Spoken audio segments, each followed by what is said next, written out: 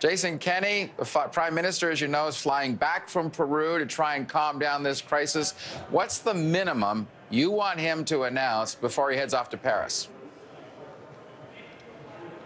Well, at the meeting, I think the only way that we can save this critical project from potential cancellations for John Horgan to walk out of that meeting saying he's completely downing tools, respects unconditionally federal jurisdiction over interprovincial pipelines, is going to remove his proposed regulations, his consultations, his legal challenges, his whole strategy of delay, that his Attorney General will seek criminal charges for the violation of court injunctions. They'll ensure the municipalities pay the police tabs. Like, I think what we need, what Kinder Morgan was telling us this Sunday was they need total certainty. What we don't need, Don, is a non-statement. Now, this is what I fear will happen. There will be a statement saying that the three leaders have agreed to continue talking. Talk is that we've had enough talk.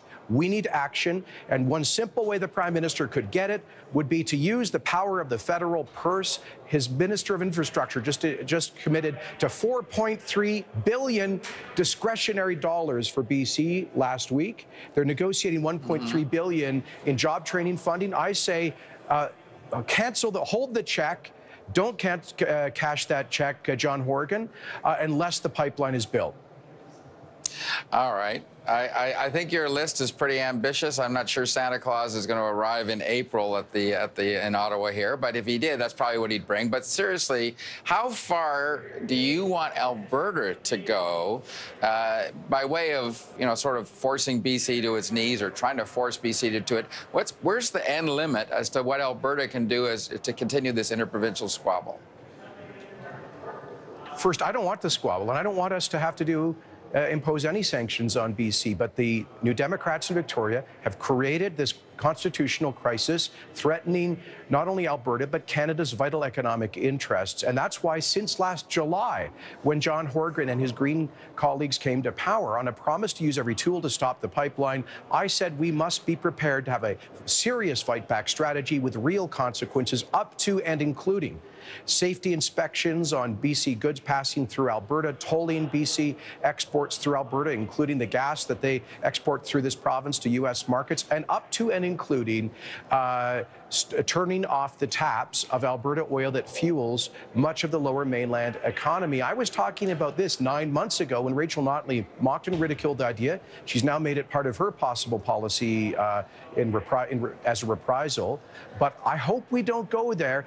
There's one person who could prevent it. His name is Justin Trudeau. Invoke the declaratory power of the Constitution, steal the march on Horgan's court reference by going straight to the Supreme Court of Canada, as Jagmeet Singh himself recommended, and stop those federal transfers for infrastructure and job training until the pipeline's done. These declaratory powers in the Constitution you talk about would only be really useful if there was some doubt that this was an area of federal jurisdiction, and it quite clearly already is. So why do we need to even go to the Constitution when we know the Constitution's behind the Alberta position on this?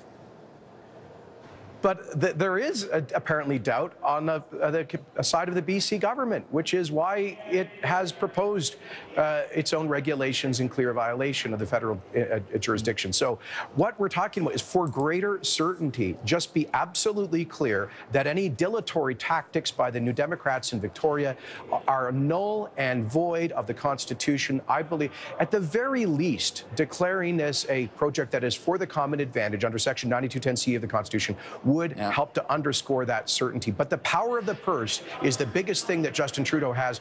And he says everything's on the table, but he's taken that off the table. He's taken the federal court reference off the table. He's taken the declaratory power off the table. All he's got left is tough talk, and that's not good enough to avoid a constitutional and economic crisis.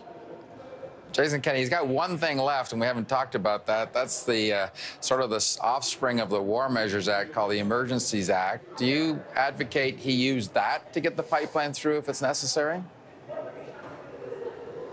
Well, ultimately, that something like that might be necessary if we actually see the war in the woods scenario, because it's not just about John Horgan's government in Victoria. It's about their ideological fellow travelers, including an NDP MP, the Green Party leader, and hundreds of foreign-funded extremists who have been breaking the law to slow down the pipeline. So even if we get the NDP in Victoria downing tools, we have that other problem of ensuring the rule of law, and it may be necessary to invoke extraordinary measures of that nature.